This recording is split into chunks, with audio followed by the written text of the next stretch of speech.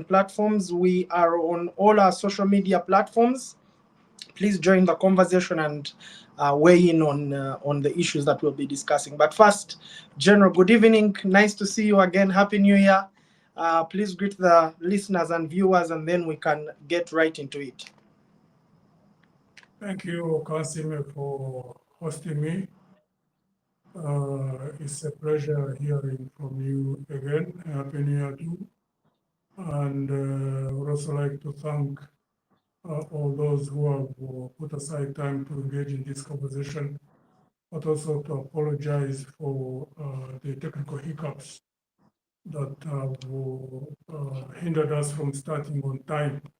Let me also apologize and ask for your indulgence to bear with me to speak where I'm putting on the face mask.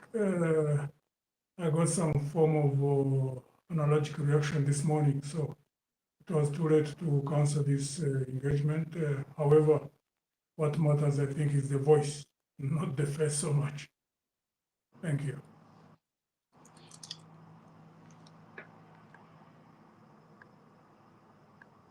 Thank you very much. Thank you very much, General. Once again, we are live on Twitter, on YouTube, and all our other social media platforms. Please feel free to join in and weigh in on the conversation.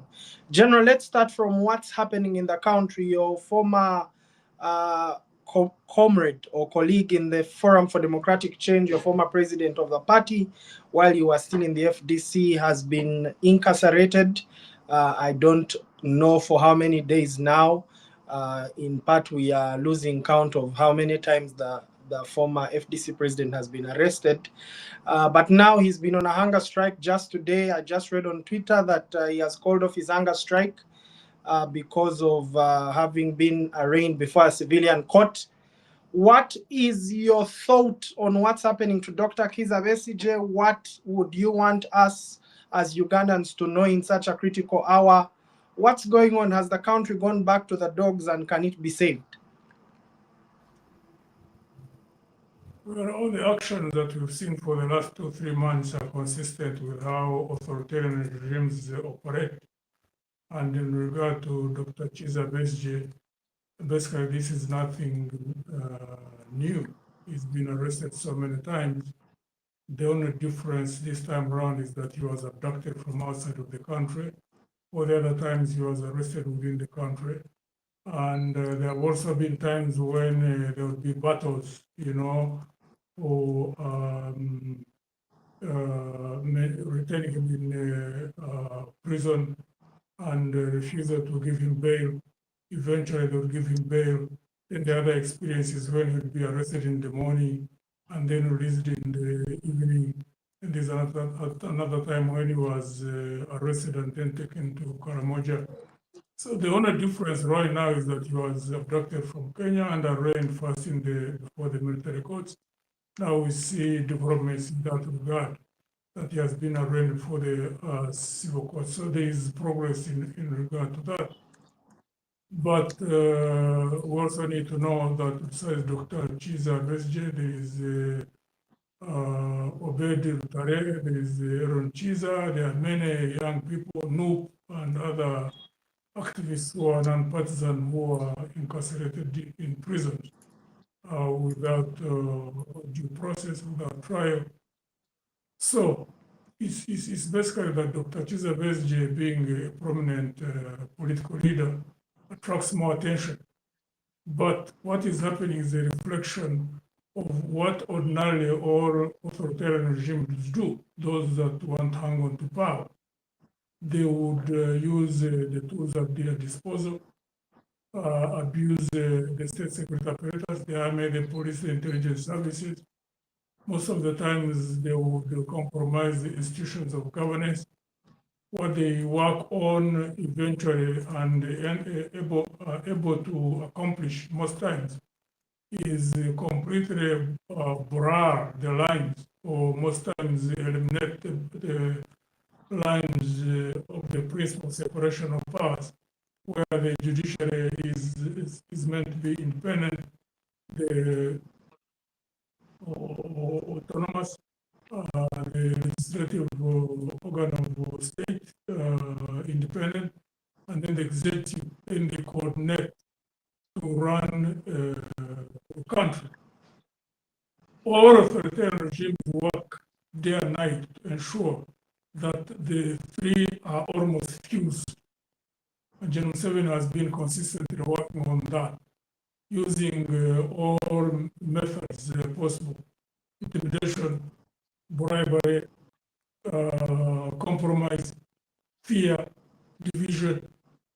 And the good thing, though, much as he has reached a point where he has succeeded in many areas, as happens elsewhere, when we look at the experience of the regime which come to their end, it is never sustainable permanently. There is a point when even those organs start recovering their standing, and you find that there are individuals who start looking more at the future, who start looking at the country, and then they take a firm stand.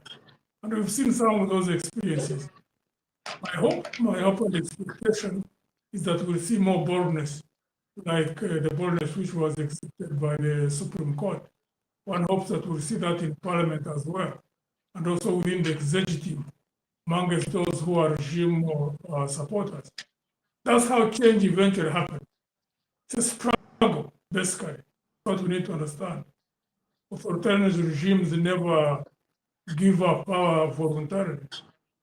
Those who want to get them out no matter have to keep on organizing until they are operating from different fronts, until they build the capabilities that enable the shift in the balance of forces, so that they become superior in the organization, superior in terms of building the numbers, and then they overwhelm the regime. That's what we have to keep focused on. That's what we have to keep working around until victory. Thank you, General. And when you say authoritarian regimes never give up power voluntarily, you know, we live in an age where even Dr. Besigye now is facing criminal charges over statements that alleged statements that seem to suggest that he was in advanced stages of overthrowing the government, so to say. When you say authoritarian regimes never give up power voluntarily, what exactly are you asking Ugandans to do in no uncertain terms? Well, let me address myself to the origin of this situation that we've been sucked into as a country. The conduct of that mission, of that operation, of abducting Dr. Chiza from outside. And I have to keep talking about that because I don't hear it being talked about often, not on the social media, not on TVs, not on radio. The danger that we face as a country. Because today they have charged Dr. Chiza in the civil courts, as it should have been right from the beginning. Because we know, an extreme case like Jamiru Mukuru, a clearly known terrorist who was running the operations of ADF. He was arrested in Tanzania. They went through an extradition process. They brought him to Uganda, and he was taken to civil courts. Now, we need to look at the mindset behind those who made the decision to abduct Dr. Chiza in Nairobi and take him through the borders when there was a route they could have taken of being patient if they chose to arrest him in Nairobi as they did, to go through an extradition process. They didn't do that. Two, they could have taken him to civil courts, as they have done today. But they abduct him. They don't go through the extradition processes. They bring him and take him to the military courts. What does that say? That they're operating from a mind, one of impunity, not caring thinking that whatever they want, they will do, and it will go through. That is one possibility. I've always looked at possibly that being what influenced them to do what they did. Two, it could be just a case of recklessness, where people make decisions without thinking about the consequences of the decisions they have made. Or three, absolute ineptness. People who don't know what to do when it comes to complex situations, how to manage complex situations. It would, or four, as I've indicated also before, people who don't care about an image. Because when you have an image, you want to protect it. You be careful in the decisions you make. You'll avoid to do things in a manner that will bring negative consequences to your image as a country, as a regime. There's a possibility that those who are in the regime at a subconscious level know that there is nothing to protect anymore. So they can do anything. There's no more image to protect. It could be one of the four, or it could be a combination of two or three, or maybe all of them. Now, the danger in that is when you have people, and that's the point I would like to make and keep on stressing, when you have such people at the top of the decision-making processes in matters of security, that signals danger.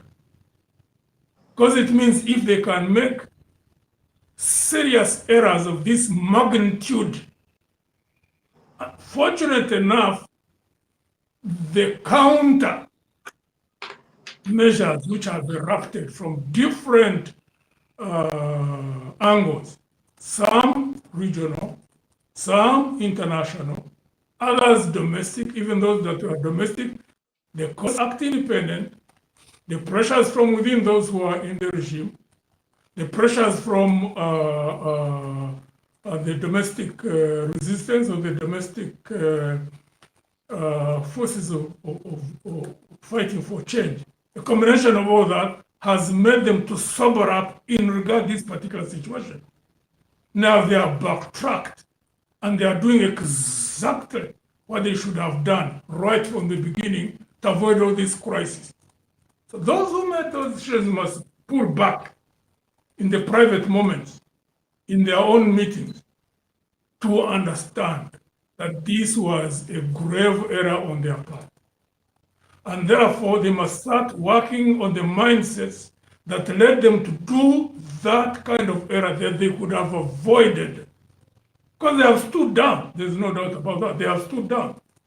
Even if they have changed tact, but they need to understand that they should not keep on thinking that whatever they want, that's what will go. This must be a sobering moment for them. Therefore, all of us first must look at the danger that those who made that kind of decisions right now are the ones who are perched on top of the decision-making processes in the security sector. It has its dangers. Because if they can do this, tomorrow they can do something different. And they may do something which they can't even contain. You know, we have seen countries that simply unravel. So having said that, people should remain active in whichever area they can exert influence. And there are many areas through which people can exert influence. There are those who are wired or who are inclined to going on the streets and exercising their right of civil disobedience. There are those who can do that. They should go ahead and organize and keep doing that whenever it is possible and whenever they are able. Then there are those who can wield influence on individuals, those who can influence people who are in the regime, members of parliament, leaders of the NRM, LC5, LC3s, councillors, party chairpersons at the different levels, because there are those in the movement who know that there's a mess going on. When you meet them privately, the analysis we make is similar to the analysis they make. The only difference is that we're able to speak because we're outside the regime, outside the movement. Now, those who are inside, the analysis they make is similar to the analysis we make. The only problem is that they have not yet become bold enough to speak. But even before they become bold enough to speak, they can use influence, behind the scenes influence, to coordinate effort, and to reach a conclusion that the country is more important than any single leader. And therefore, to dedicate more effort in trying to influence this situation so that even when the inevitable change happens, which it will, that the country remains intact. And then those who can wield influence or coordinate effort in the cultural institutions, in the religious institutions, so that pressure keeps mounting on General Museveni and the clique around him until a point when they find that they have no other alternative other than to relent, other than to pull back and start working towards change, which is inevitable, but with the country remaining stable, the country remaining intact. That needs to be our focus. In the opposition, in those even who are not political or who are not involved in partisan politics, but whose lives certainly exist because of being in this geographical location called Uganda. Because once Uganda is in disarray, wherever you are, even if you are not in politics, you'll be impacted. If you have business, civil society, wherever you are. If the country is not stable, you can find yourself paying the price. And therefore, we need all to coordinate effort in whatever areas that we are in, whatever extent of influence we can exercise on whoever can make constructive decisions in putting this country on a track where we can go through a smooth transition. Let's all operate on different fronts. Different fronts, one struggle. Thank you, General, for that elaborate discussion. I just have one more question with regards to that. I mean, I have a couple of questions, but we need to move to other segments. But let me just ask, you served with the president, you served the NRA both in the bush and after the Bush War. You served as army commander. The president was your commander-in-chief for about 10 years or 10 years. What is he thinking in situations of this nature? What is the end game? What is his thought process? What is his strategic plan? Dr. Besigye has described him as a strategic thinker who thinks long term.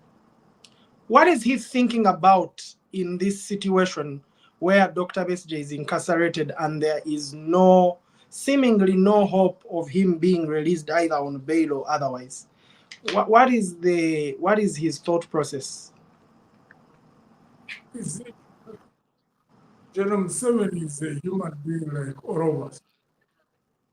Now, when there is a leader who is committing errors and trampling over people, putting his boot or boot, most times it is he most times they are men. A few ladies who have put their boots on the necks of people. So when he does all that, naturally, the human mind is focused on that person as an individual. But largely, from my own estimation, we human beings are highly vulnerable. One, there are three things in life which have very, very heavy influence over us as human beings, which influence the way we act: money, alcohol, and power. Now, there are two categories of people. There are those who have the discipline to withstand the influence of money. Even if they are billionaires, they remain acting normal. There are also those who have influence in the power of alcohol, who will go in a bar and he has all the money, but he'll drink 1 or 2 bottles of beer and then retire. There are those who don't have discipline, The moment they enter a bar, you carry them out because they can't stop. Power is the same. When power is not checked, let me tell you, most human beings don't have the capability to control the temptations of power. And that's what flawed General Museveni. Whatever intentions he had, if he had the intentions of establishing a foundation for good governance, he fell flat on his face because he failed in one thing, controlling the power that is in unchecked power. The moment he started undermining the institutions that could check power, institutions like the judiciary, institutions like parliament, and therefore thought that he could run a country as an individual, we are bound to end up where we have ended up, like all other dictators are. So the moment someone gets drunk in a bar because of alcohol, they lose the sense of balance, they lose the sense of reality. A drunk person, their reality, what they see is completely different from the reality of a person who is not drunk. Similarly, when you get drunk with power, what you see, your level of analysis, your expectations, the belief that you can do anything, it's called what they call hubris, where you completely think that you are the center of life or the world. Everything rotates around you. That's a human condition. It's a psychological condition. And it's what General Museveni is suffering from. So whatever he does, people should not be surprised. It's a symptom of a larger problem.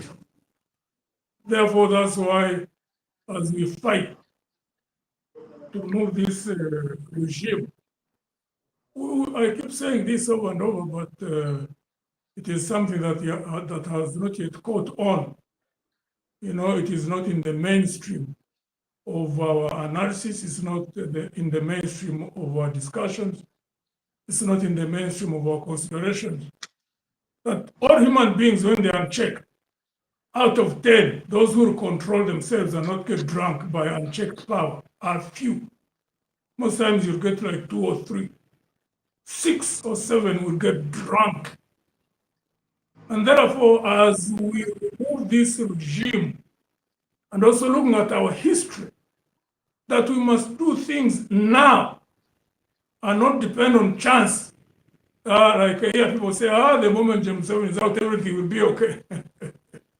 That's what possibly Amin said when he took his 18 points, why to overthrow the first UPC regime. And then UNRF, what they said when they overthrew Amin. And then UPC too, when they were taken over from UNRF. And then Rutwa. And then those of us who took arms in 86 and took power. So how do we break out of that vicious cycle? Is to organize and build so that the moment this regime exits, the group which goes in there has the capability to check themselves because there is no institution which is going to check them. The whole moral fabric of society is broken down. Out of 10 people, 6 or 7 are their mindset, their motivations in life is their own personal, individual survival. Such people are vulnerable. Any group which goes in there, if it intends to manipulate the country and manipulate power, that 7 people are raw material to be used to suppress the 3 who care about other people, who care about the country. So that's the number that has to be grown so that it doesn't find itself again in a minority. Because we need to know that those people have always existed. People who love the country, people who care about other people, who understand that when you build people, when you build the country, automatically you also get built. That there is a direct relationship in that. They have always been there, but they are always in a minority. If you meet people of the 60s, there were such people in UPC, one. But they were in a minority, eventually they were manipulated, they were pushed to the periphery. Even in Amin's regime, there are people who were cared. But of course, most of them ended up running out of the country. Even in UPC, there are those who would want things to be turned around for the country to go back on track. They were in a minority. The Rutua regime had such a short time, and they were so disorganized. I don't know whether there was even an internal group that could have organized itself around those kind of concepts. In NRM, certainly there are many. Many have left. There are those who are still there, but they are lying low. So for this country to be salvaged, the people who are driven by the motive of building a country, of doing things out of care for people, it has to be built to a point where it becomes the dominant force in the politics of the country. So that if you have 10 politicians, 6 of them or 7 of them are those who care about the country, who care for people. That's the only solution. Anybody who tells you anything different is just simply because they don't understand, or they have not done a critical analysis of what the solutions out of this mess could be, or they just simply deliberately want to confuse people. There is nothing that is going to change this country, even when this regime is thrown out, which will happen, unless the balance of forces amongst the political actors shifts in favor of those who are motivated by country before self. That won't happen. So what does that mean? That we must deliberately work on it. That we must consciously work on it. Yes, Thank you, Kansiime. General. Thank you, General. You raise very good points that I would like to follow up on. But before then I just want to pick up on something you said. You did mention that maybe, just maybe, these people don't care about their image. And I just want to look at the trail of events that has happened towards the capture of Dr. Besigye, the capturing of Dr. Besigye in Nairobi. Nairobi has also received a lot of flack for that, a lot of backlash, both from domestic and international actors. Do you think we have lost the plot both in the region and abroad, beyond the region, that, you know, now we have become a laughing stock for the world? And in that sense, does the international community bear a responsibility in getting us out of the malaise that we are in?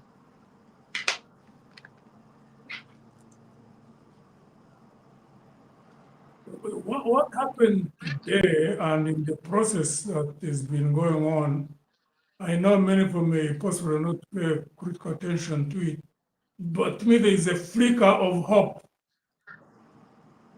The regime, for some reason, still wants to do things but maintain a facade of adhering the rule of law. Or even when they make grievous mistakes, they want to go through a recovery process.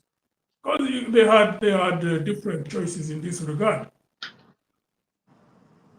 They could have put their foot down and said, whatever the Supreme Court says, whatever Parliament says, we are going to continue. I mean, that happens. How many countries where that happens? You may not succeed, but you push it. But they chose to backtrack for different reasons. They were taken by surprise. Definitely the decision of the Supreme Court must have completely taken them by surprise. Also, too, from what I hear, there's been a lot of internal pressure from within the regime itself. People are saying, no, we can't do this.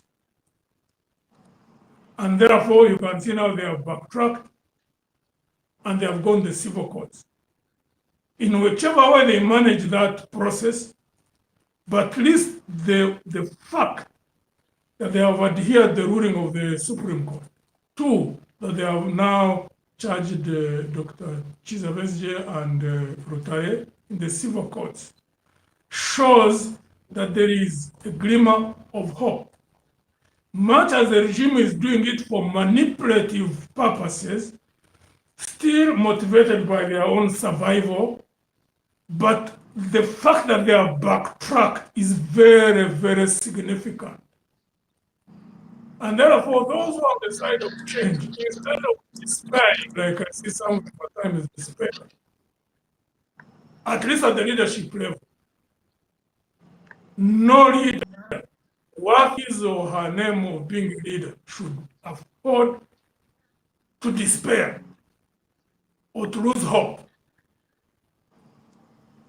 Because hope is a powerful force. Societies change because those who spearhead change processes. What drives them most is hope. Much as you cannot touch it, it's a powerful force that leads people to do things most times are unimaginable. Even people who go to their death because they hope for a better situation. And of course, courage, boldness, and resilience. And therefore, those who want this country to change, keep focusing even on the small things and see the possibilities that there are, that we can keep expanding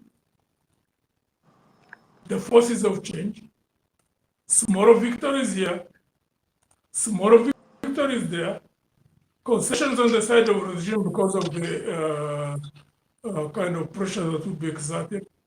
And then the confluence of a number of things, domestic, international, regional, and eventually it will take us to a point where certainly the forces of change will gain, or there will be a shift in the balance of forces in favor of the forces of change. And then we can start a new chapter. And then hopefully we'll have built our capabilities to ensure that we don't go back now to what all other regimes that have come in have done. That's why I keep talking about constant organization, constant mobilization, constant working on ourselves, we ourselves who are leaders. So that if there is an opportunity for any of us to get into power, that we know the danger of getting drunk. And therefore that before we even get there, we should be working on ourselves so that we have those capabilities of having the discipline, not to be overwhelmed by what has overwhelmed all others, power and money. And at times, of course, those who, mostly too, those are the ones which mostly affect those who are in power. Yes, Kansiime. Thank you very much. Thank you very much, General. Hope, you mentioned hope multiple times, not just today, in all the other interactions we have together with you both as a party, but also with your public conversations. You always mention hope. But General, how much more hope can Ugandans have? You were, I think, about 2 weeks ago, and even just a few days ago, you were with friends and family of Dr. Besigye, I think, at the NOP headquarters, just to demonstrate solidarity. You can see the kind of pessimism. It's a tangible pessimism within the population, especially the younger people. When you talk about hope, how do you factor in the disillusionment that many are suffering, many are experiencing? How do you reconcile those feelings and the feeling of hope? How do you help Ugandans to see what you see in that sense? They should relate what they go through at an individual level. Really, politics should be relatable to our day-to-day lives. I mean, how many people go down looking for money on a daily basis? I keep asking people whenever people reach point, we are organizing in the rural areas or in the smaller towns, and then people tell us they are giving up on politics. And I ask them, why do you give up on politics? I ask them, why do you go to town? Yes, and they go there to their market stall, to their shops, to do whatever they do because they're looking for money. They don't get money all the time. No, but they keep going until they get the money. out of 10 people who completely give up on looking for money, you may get like 1 in life or 2. The other 8 will keep looking for money until they succeed. Even those who are like, for example, farmers.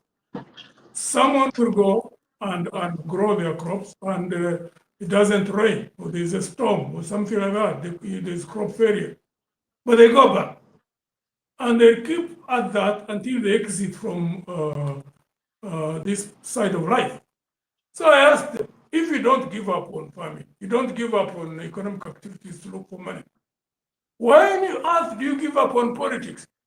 Because politics is at the core of your existence. You're not an island on your own. You operate within a larger community, in a country. Roads can't be made by individuals. Power generation cannot be done by individuals. Provision of water cannot be done by individuals. Each one to have their own capacity, to have their own hospital in the home, have water, have electricity, have a road from where they are to wherever they want to go, have schools. All those are a function of government. Government is political. The manner in which it operates, the direction that it takes must be influenced by citizens.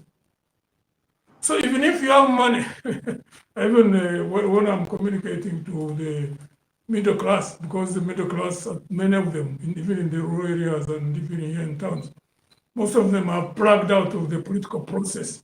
And they sit back and it's like they are an island. I ask them, even if you have built a house in your rural area, a beautiful house, and it has got a wall, so you feel secure when you are inside.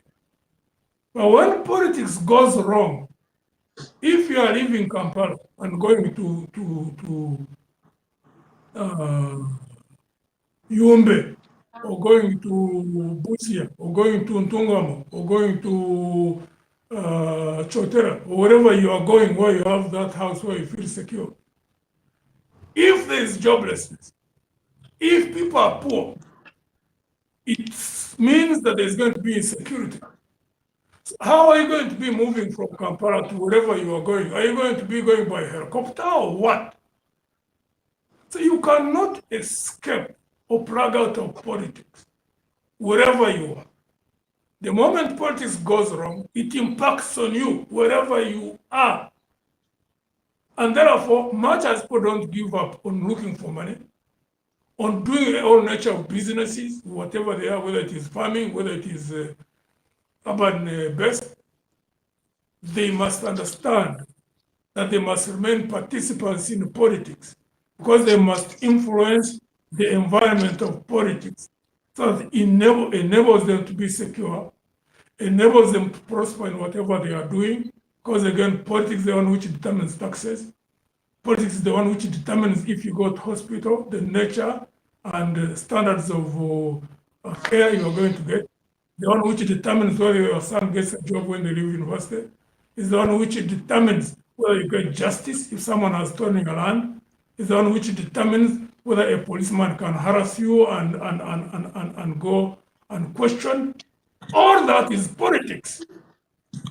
So there is absolutely no reason why anybody who understands that could, plug out of politics and concentrate in trying to become an island to himself or herself.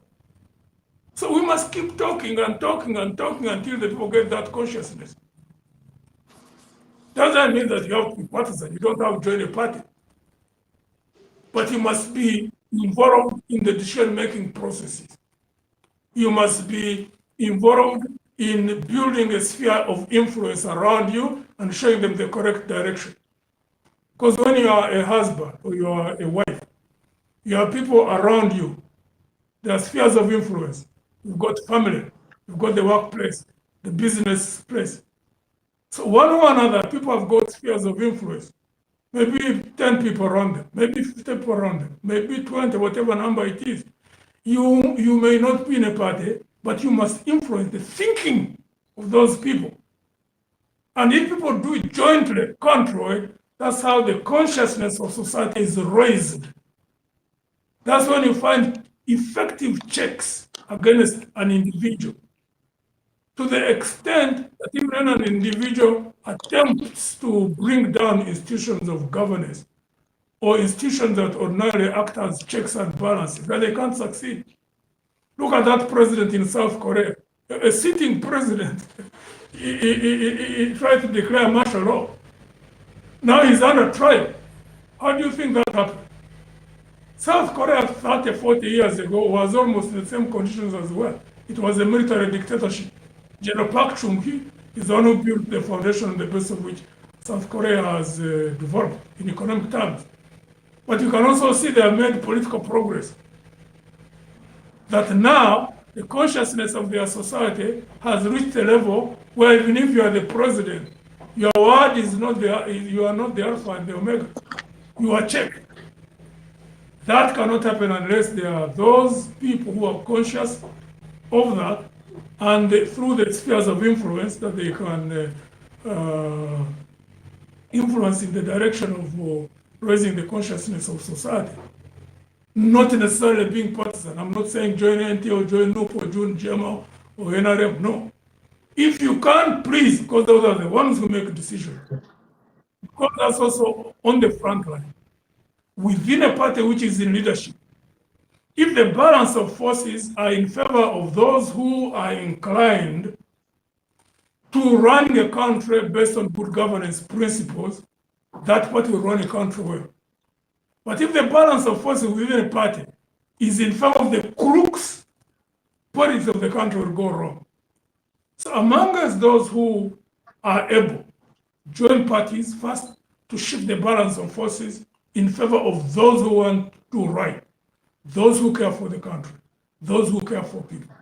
And then you have taken care of the institution at least. But those who are not in party, exercise through the influencing the people who are within your sphere of influence, to think, to know that politics is at the core of their livelihood, that they cannot escape it, that it impacts on them when it goes wrong, that the only way they can put their lives right, get support mechanisms in whatever they are doing. Imagine, like those people, there are a number of areas where there's a time when those who are in dairy farming, and even those who are in crop, the kind of like the acaricides which were going on for a long time, because of poor governance, there were no strict checks on the kind of acaricides which were being imported. So many of them were ineffective. Cows were dying. Those who are in the crop area, there are some pesticides, some herbicides, which are never checked. The country becomes a dumping ground. A farmer goes and buys a pesticide, goes and sprays, nothing happens. They have nowhere to go. Because the agencies which are supposed to check that are corrupt, or they don't care. Small things like that, they are littered all over the place. That's why people, even those who are not in partisan politics, must participate in building a firm foundation on the basis of which good governance can be established in this country. Let's Kansiime. Thank you very much, General. I think your message of hope and not giving up on participation is very loud and very clear. I suppose you more than anyone, perhaps in this conversation, would know the great risk that comes with fighting a sitting government, albeit though in this case you continue to advocate fighting in all lawful, possibly lawful and civil means. Let me just quickly run to another segment of our discussion. How much is what's happening in Uganda affecting other parts of the region, especially because I know that in the Bush War, one of the greatest allies of the NRA must have been the government in Nairobi.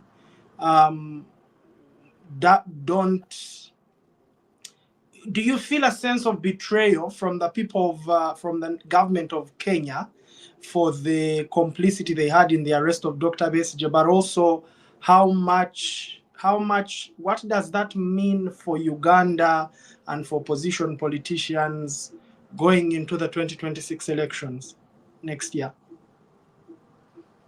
Incidentally, this is not the first experience, but because initially there was a close collaboration between General Museveni and NRM, then NRM in the bush, with the Moi regime initially. But in 82, the UPC government, Dr. Milton Obote, through, I think, maybe backdoor channels, coordinated with the Moi regime. I don't know at what level, but certain intelligence services were involved.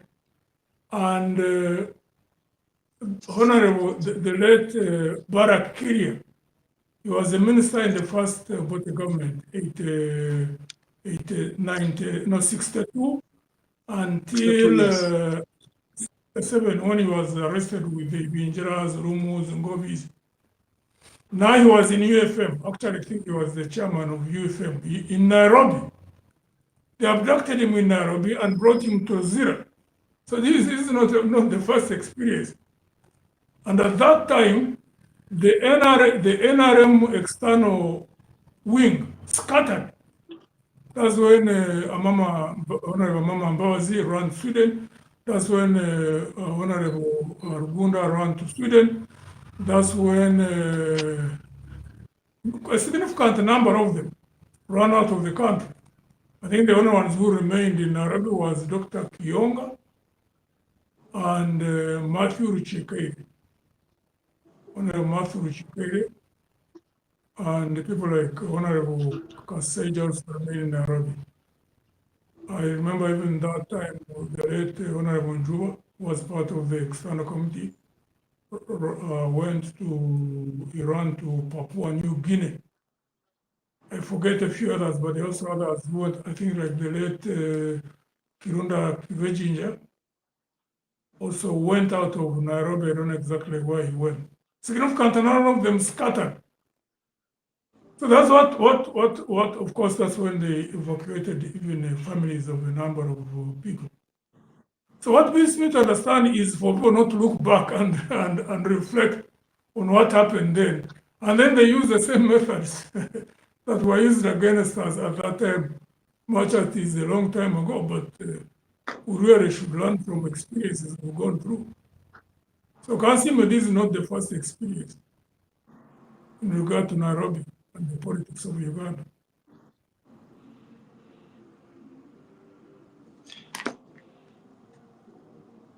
All right, General, thank you. I think maybe the question is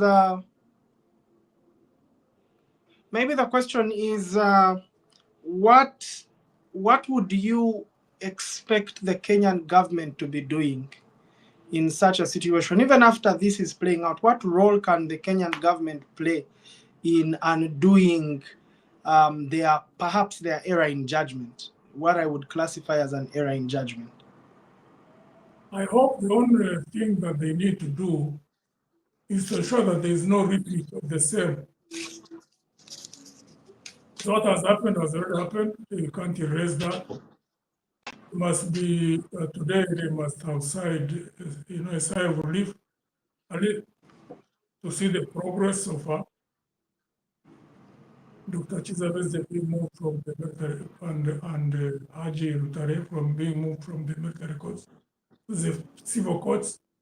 So my belief is that they will be sighing a sigh of relief that things can ease, because now focus, if it is put on, if the civil courts act in a professional way, then the pressures can start subsiding, at least on Nairobi. But they need to learn lessons from that, because you can imagine when you do that, and then the Kampala regime exits, and a new group comes in, then suddenly you start building effort to mend fences or what?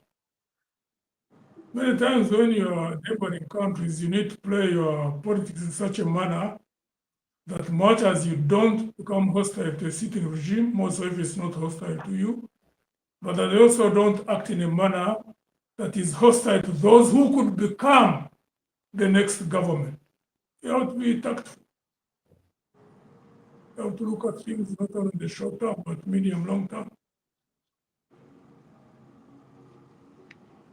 Thank you, General. Let's move to how much that has affected the recent election in the African Union of Honorable Raila Odinga, long-term opposition stalwart in Kenya, lost perhaps one of the most consequential elections for the region. How much do you think this scandal, I can call it a scandal, how much do you think this scandal has played in the loss of Raila Odinga, the African Union, and how weak does that leave the region? The butterfly effect that our actions at home, our support for Raila Odinga, open support for Raila Odinga, in spite of our misdeeds, maybe, just maybe, it could have played a huge part in denying the region the chairmanship of the Commission of the African Union. How much do you think that plays in, and how can we as a region correct the script? The script needs some correction. We'll come to another issue in the region a little later, but let's first deal with Kenya, Uganda, and then we'll get to another one. Thank you. To be honest with you, I wouldn't want to hazard a guess as to what could have been the cause of the loss of the candidature of Honorable Raila Odinga. It was such a complex competition. There were so many factors that were involved. I wouldn't want to speculate. I wouldn't even want hazard, like for example, to say this situation of Kenya, Uganda could have been part of the cause. There are so many influences. The remnants of the colonial sensitivities, francophone, russophone, anglophone, and then the regional blocks, ESC, SADC, and ECOWAS, and then the Africa south of the Sahara, Africa north of the Sahara, then the Horn of Africa. There are so many factors. I really wouldn't want to hazard a guess. I see people who are speculating over it. I don't want to hazard a guess. Well, fortunately, he considered, which was honorable of him, and wish the one who came in to be. I really hope that the one who came in is more of a technocrat, because that position also needs really someone who is like a technocrat. It's like a secretariat. It is someone who is going to service the AU, and therefore needs to be having the capability to run it professionally and have the technical capabilities to organize the secretariat to push through the decisions which have been already made, influence the implementation or implemented decisions which have been made, and also give technical backup to those which are in the pipeline that needs to be decisions that need to be made to make AU as fulfill its potential. I don't know much about the former minister from. We will wait and see how they function, how they perform. Unfortunately, good as the technocrats might be, when the top political leadership at the level of the president, if you don't have a significant number of presidents on the African continent who can coordinate effort, and they don't have to be so many, you need about 10, 15 who are zealous about the fulfillment of the African potential, and they coordinate effort, and they are resilient, and they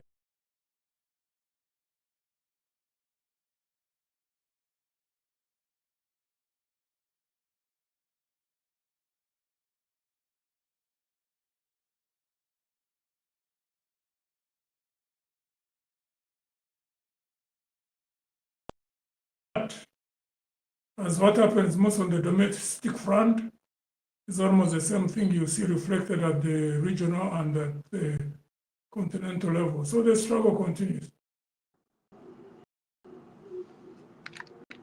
Thank you very much, General, for that thought process on the African Union. I just wanted to bring in that, but I think you touched it.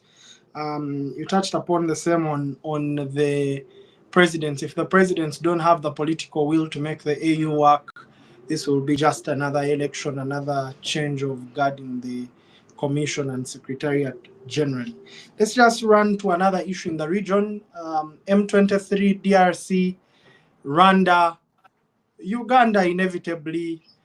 How much are we doing in fueling that conflict? I know that the first son and the chief of defense forces has been very vocal about that conflict and the role of the UPDF, and recently I think Andrew Mwenda has taken it upon himself to give minute by minute or day by day updates on what the UPDF is doing in Congo. First, what is happening in Congo? What is the problem? What is the issue? You've been in the military for a long time yourself, and perhaps on this panel you are more qualified to tell us what is going on from a politically and militarily strategic point of view.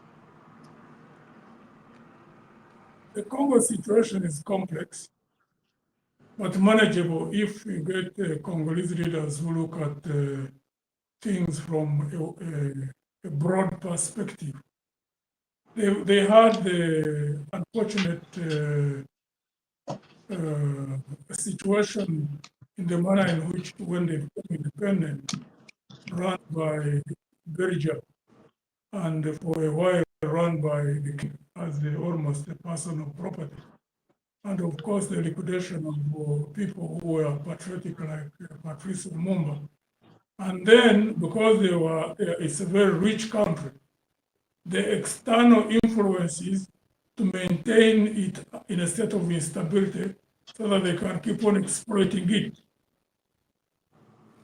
So because of that instability right from the beginning, and the long-term stay of Mobutu, who influenced the culture of Congo, to stay that long, use more or less the same methods which General Museveni is using here. Patronage, the use of money, the use of divisions, and hang on for the time that he hung on, maybe close to 40 years. So by the time he exit, the political class had almost been sucked into that culture. So one hopes that those who want change in Congo, that there will be those who love Congo, who care about the country, who care about the people of Congo, who will build a critical number of leaders who can work together in solving the problems of Congo. Because the moment you have leaders who are focused on building the country, that means, and they have the capability. There's nothing that is so difficult in Congo. Congo is better placed than many African countries because of the natural resources which they have.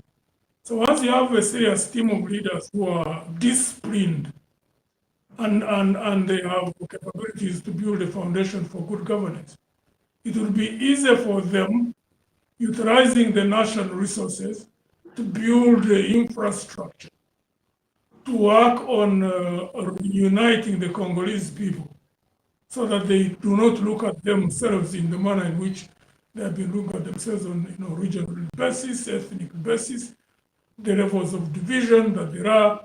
They've been used to politics of manipulation. And then also a team like that could build the institutions of governance, build the institutions that are a basis or a strong foundation for the building of a stable state. But the army, police, intelligence services are co-factors in the stability of a country. They are strong institutions of state.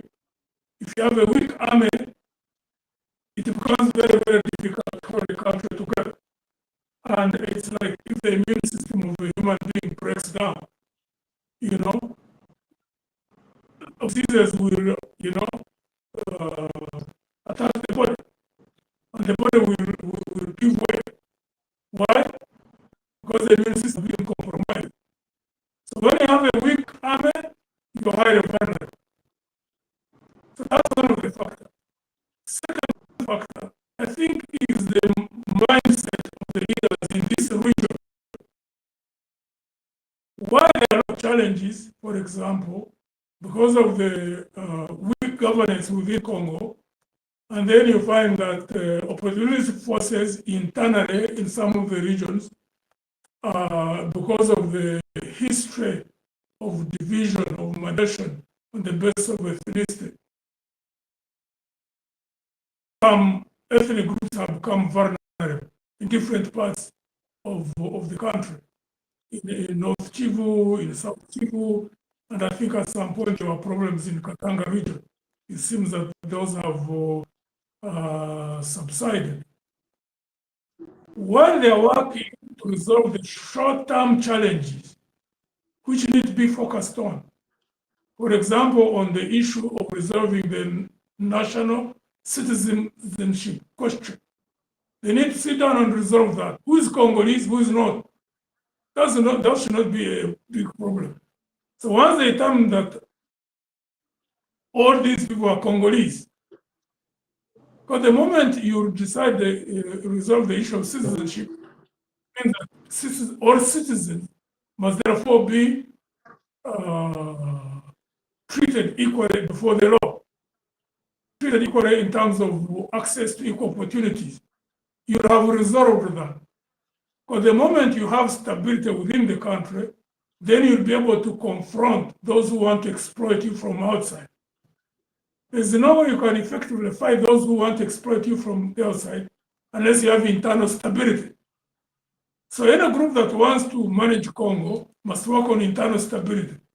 Because the moment you work on internal stability by building unity of the people, you strengthen your immunity, which means that any opportunistic disease that attacks the body, the immune system being strong, will attack and neutralize the opportunistic disease that has come for you.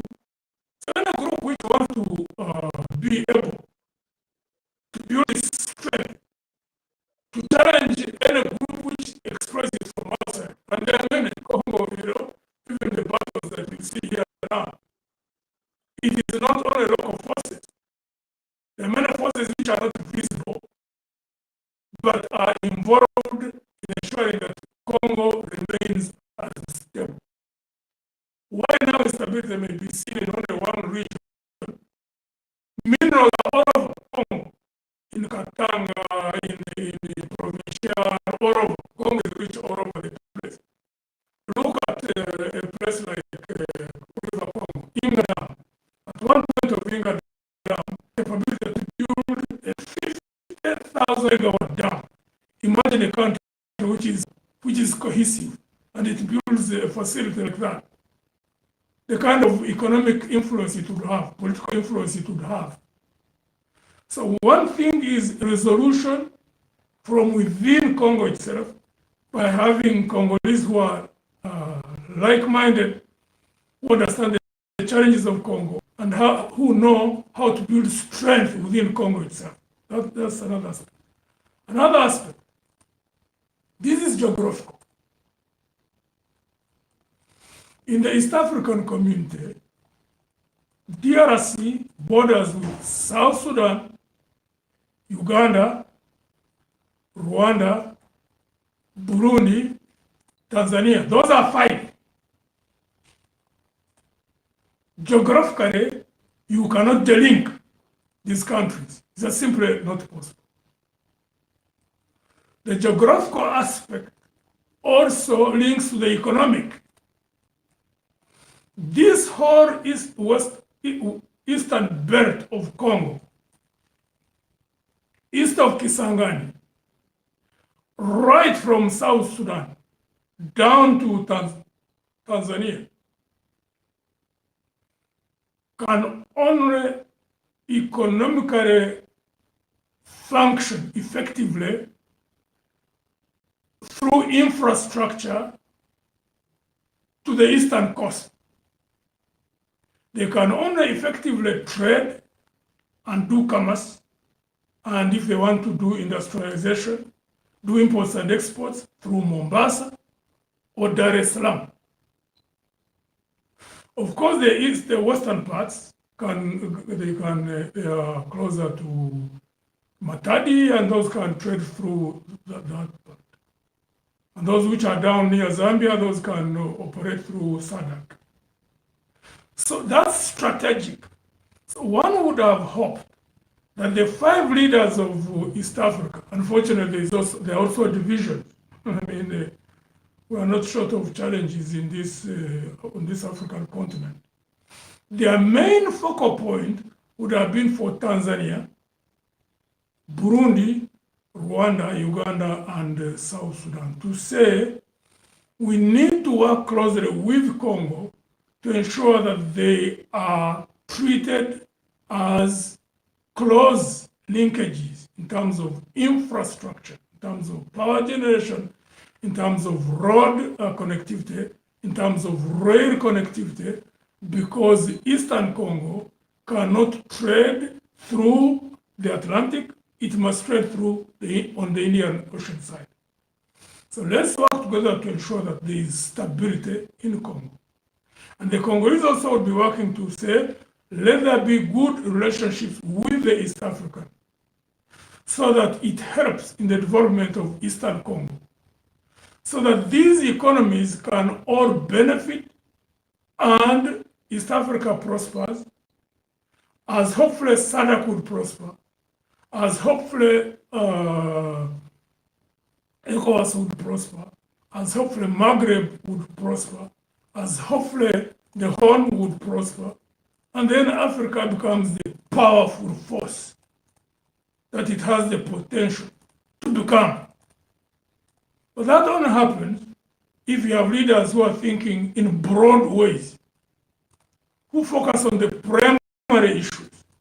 But unfortunately, for some strange reason, some of the leaders only look at the secondary problem. The secondary problem, they make them primary. The primary them become secondary. And as a result, we see the mess which is happening. You know. Yes, Kansiime.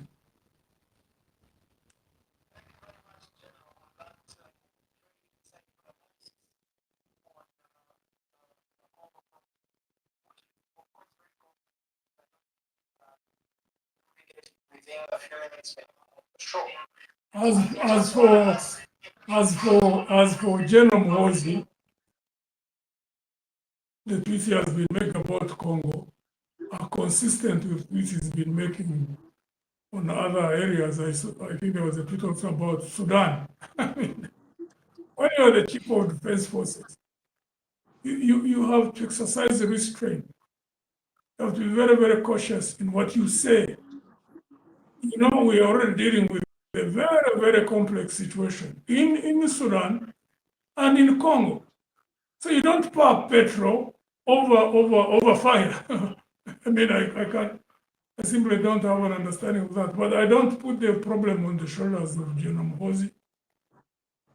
That is his problem. The main problem is on General Museveni, because he's the commander-in-chief.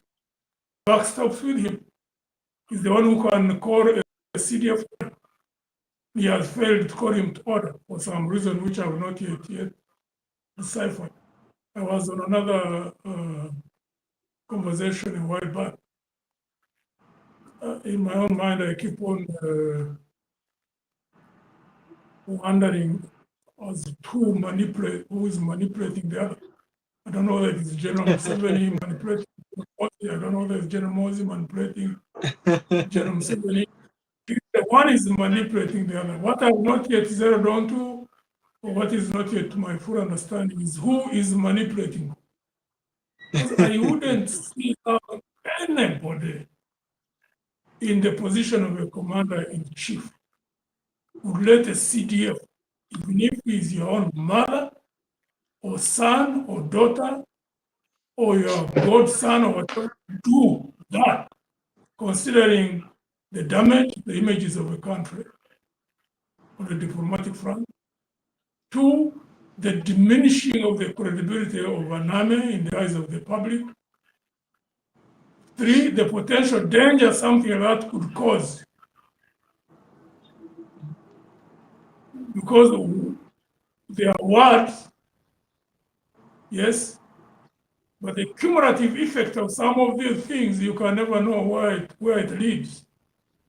So if you find a commander-in-chief who can't act, there would have to be something that causes paralysis in his capacity to make a decision of that nature. I don't know. Let's wait and see. Thank you very much, General, for that additional comment on General Muhoozi's conduct, which, of course, you're not the only puzzled one, but if you're puzzled, you can imagine how many other Ugandans are feeling that situation. Let's quickly move to international politics. It's almost, I think, a month now. Yeah, it's probably a month since Donald Trump was sworn in as president of the United States.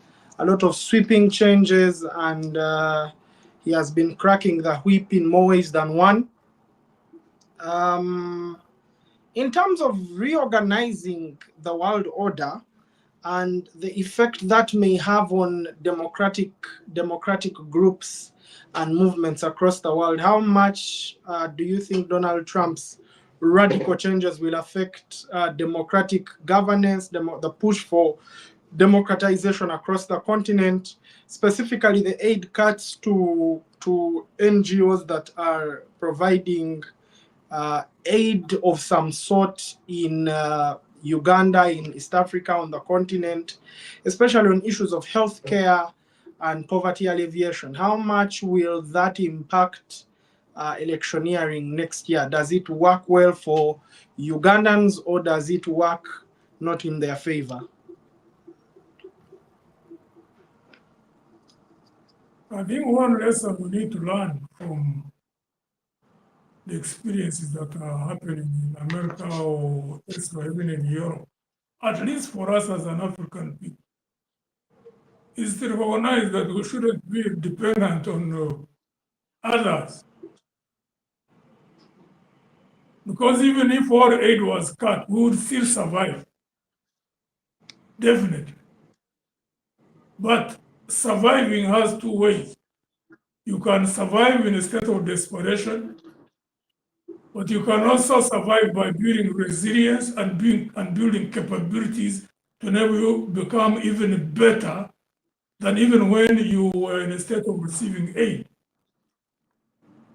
China is now a superpower.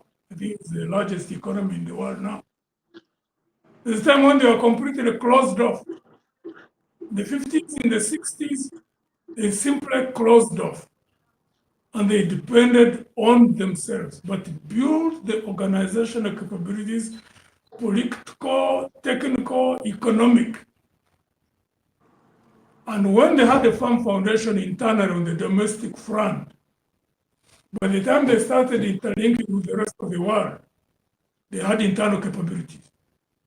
And that's why we have weakness. We have to build internal capabilities. We have to build resilience in our systems, of managing ourselves, of managing our resources, of managing potential conflict, resolving them even before they erupt, to ensure that on the domestic front, at the level of each country, the level of each region, that we are strong, that our immune systems are strong. Because the only reason why those who are outside attack us and succeed is because our immune systems are weak. If you're a human being and you don't feed well, you don't eat a balanced diet, you take in substances in an uncontrollable way that undermine your internal strength. you will become weak. Your immune system will be weak. And any germ that attacks you will bring you down. Because your immune system is down. So the only way we can succeed and triumph as an African people, at the nation level, at the regional level, is to build our internal immune systems. And those are systems of managing ourselves, of managing our resources. But the moment we are internally strong, I can tell you, there's nobody who can stand in our way. Because we have the natural resources, we have got land mass, different environmental conditions, numbers in terms of population. So everything is in our favor. But we participate in exacerbating our own weaknesses. And therefore, we are highly vulnerable from the external marauders. You know, there are many people who really work behind the scenes. The hand is invisible, but they want Africa to remain in a state of paralysis. Why? Because in their own philosophy, the way they look at the world, they think that for them to remain, to prosper, someone else must go down. I mean, they think like that. Whether they are right or wrong is a totally different matter. The only problem we experience is that we seem not to understand that we are the only ones who can protect ourselves. Nobody else can care about us more than how we can care about ourselves. So whatever happens in America, America has got its own challenges. There are definitely shifts on the global scale. The dynamics are complex. Again, we must prepare ourselves because we are not island. You know, when you see the shifts in terms of an evolving new global order, because there are shifts in terms of relations between countries, between regions, and they are unstoppable. We must know how to position ourselves to benefit from whatever shifts are going to happen. They are inevitable, and we must become actors within the shifting global economic political environment.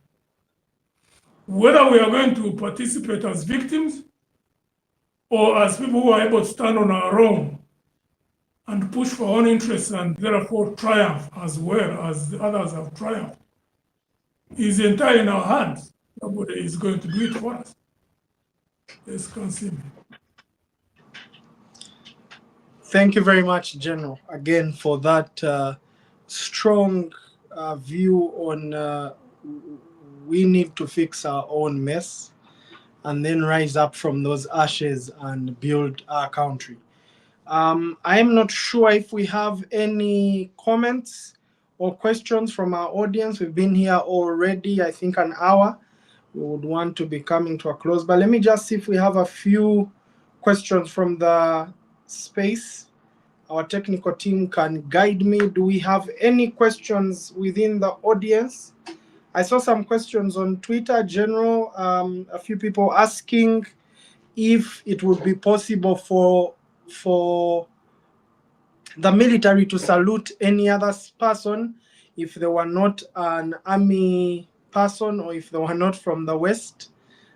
Is it possible for the Ugandan military to salute any of those people? I teach a constitutional law class at one of the universities, and one of the things that you struggle with every day is to teach students constitutional law in an era where constitutional law is not very well respected. So that's one of the questions coming from our Twitter audience.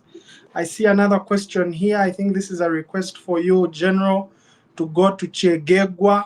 There are some people asking when will the General be in Chegegwa. I think that's something you will have to respond to. But let me just see. Do we have any questions in the audience? If you'd like to ask a question, please ask.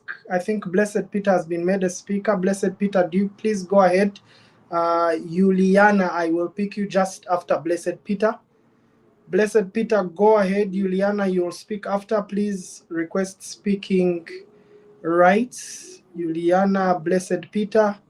I think that should be, those are the two questions so far. Blessed Peter, please. Okay, I think Blessed Peter went off. Juliana, you can go ahead and ask your question.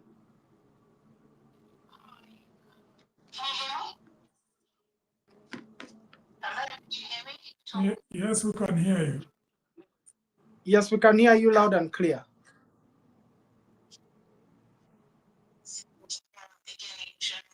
Thank you so much for taking the charge.